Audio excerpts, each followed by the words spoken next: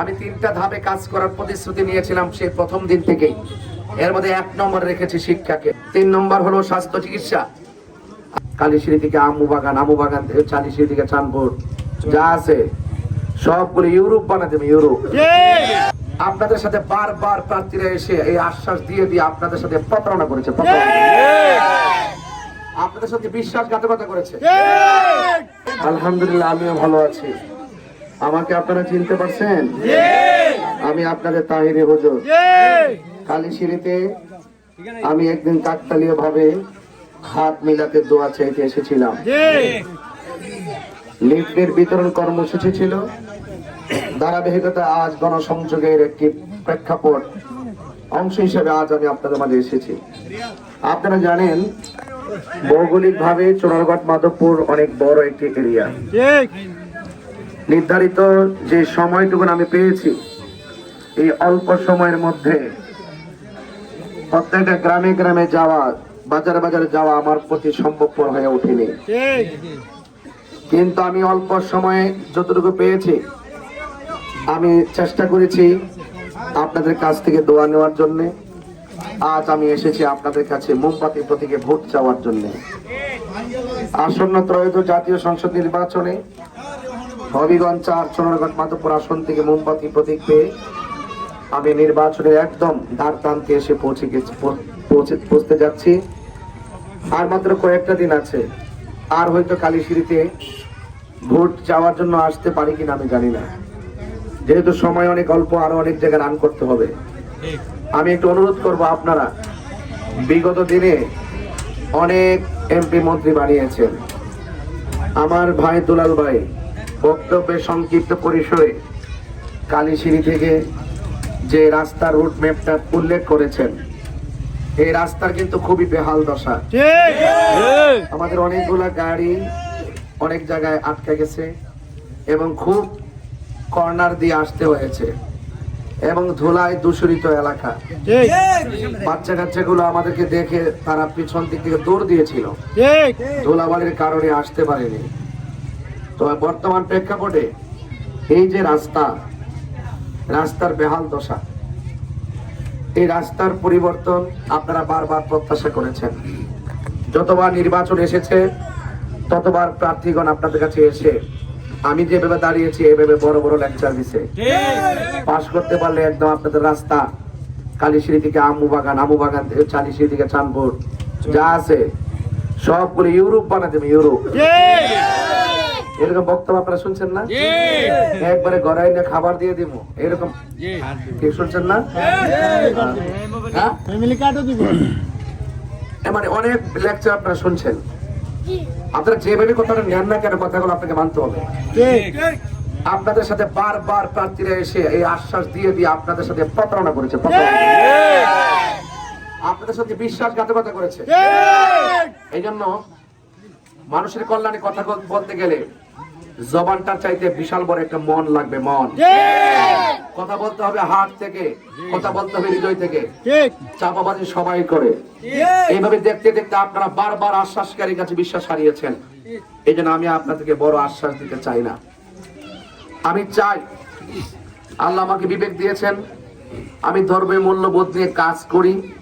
আমি 22 বছর ধরে ওয়াজ করেছি চোরারঘাট, কারোর সঙ্গে আমি জবানের খেলাফ করি নাই, কারোর সঙ্গে আমি কষ্ট দিয়ে কথা বলি নাই।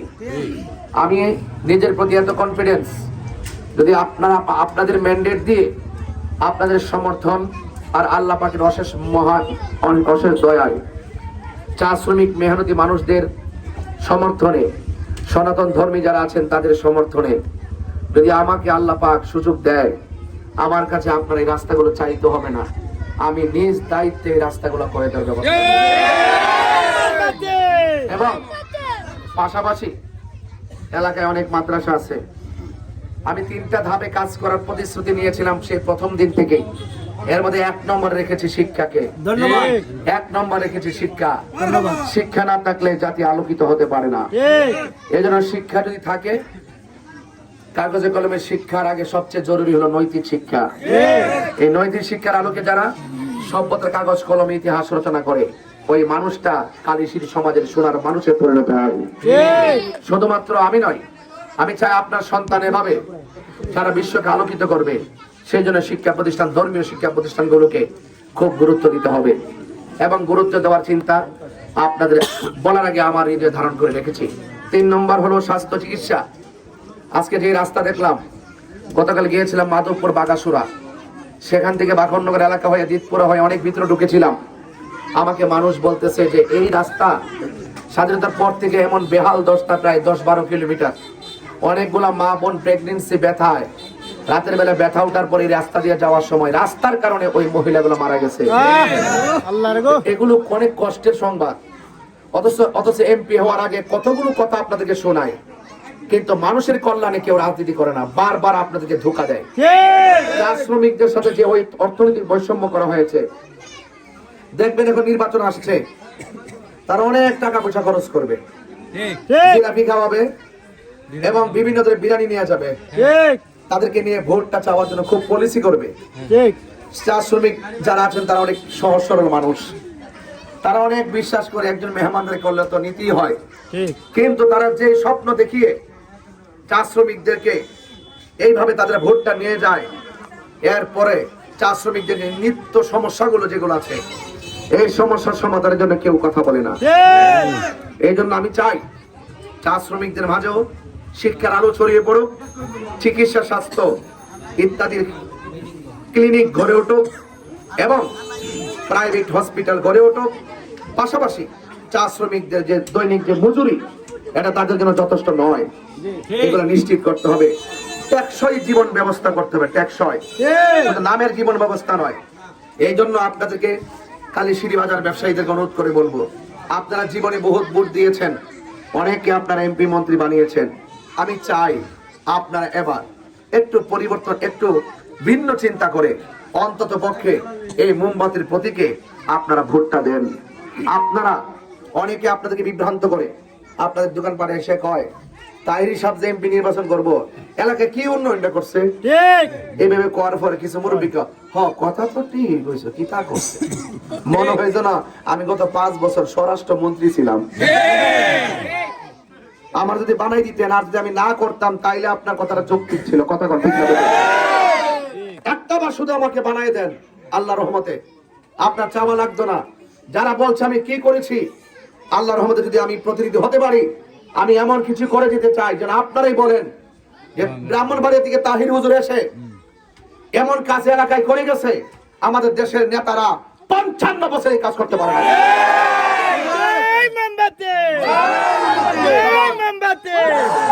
আমার জবান দিয়ে যা বলছি ইনশাল্লাহ আমি তা করব।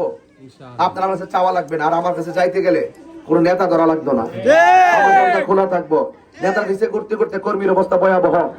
অথচ এমপি হওয়ার আগে কর্মীর পাওয়া যায় ধরে, এমপি হওয়ার পর আর কোন মূল্যায়ন থাকে না। কিছু জাতি নেতা সমাজের মানুষদেরকে বিভ্রান্ত করে কথা বলে, ঠিক না? কথা বলেন ঠিক কিনা বলেন? এই জন্য আমি, আপনারা জানেন আমি কিন্তু এই কর্মীদেরকে নিয়ে চলি, ভোটারদেরকে নিয়ে চলি। এই সমাজের মধ্যে যারা নেতৃত্ব দেয় তারা অনেকেই তাদের নীতি হারাই ফেলে এবং আমাদের সমর্থনকারী যারা আছেন তাদের প্রতি অনেক ধরনের কথাবার্তা বলেন, বিভিন্ন হামলা মামলার হুমকি টুমকি দেখান। এগুলো দেখানোর নাম রাজনীতি নয়। রাজনীতি হবে ভালোবাসার ভিত্তিতে, কথা বলেন ঠিক কিনা? রাজনীতি হবে ইনসাফের ভিত্তিতে, ঠিক কিনা? ধর্ম, বর্ণ, দল, মত নির্বিশেষে সকলের অধিকার সুষম বন্টনীতির আলোকে পৌঁছে দিয়ে একটি শান্তিময়, নিরাপদময়, সুন্দর সমাজ গঠন করার প্রতিশ্রুতি নিয়ে আপনাদেরকে জানিয়ে দিতে চাই, ইনশাআল্লাহ আসন্ন ত্রয়োদশ জাতীয় সংসদ নির্বাচনে এই মোমবাতির প্রতীকে আপনার মহামূল্যবান ভোট দিয়ে চা শ্রমিক থেকে শুরু করে মেহনতি মানুষ থেকে শুরু করে দেশের সার্বভৌমত্ব সুরক্ষায়, ধর্ম সুরক্ষায় আপনারা আমার নিরাপত্তা এবং নিরাপদ থাকার প্রতিশ্রুতি গ্রহণ করছি। এবং আপনাদের সকলকে বলবো, আপনারা আমাকে নিরঙ্কুশ সমর্থন দিয়ে মোমবাতি মার্কায় যদি বিজয় করতে পারেন, আপনাদের সাথে ছিলাম, আপনাদের সাথে আছি, আপনাদের সাথে থাকবো, সুখে দুঃখে আপনাদের পাশে আমি ইনশাল্লাহ থাকবো। তবে একটা কথা মনে রাখবেন যে যতদিন হামলা মামলা যে যাই করুক না কেন, 12 তারিখের আগেও আপনাদের সাথে আছি, 12 তারিখের পরও ইনশাল্লাহ আপনাদের সাথে থাকবো।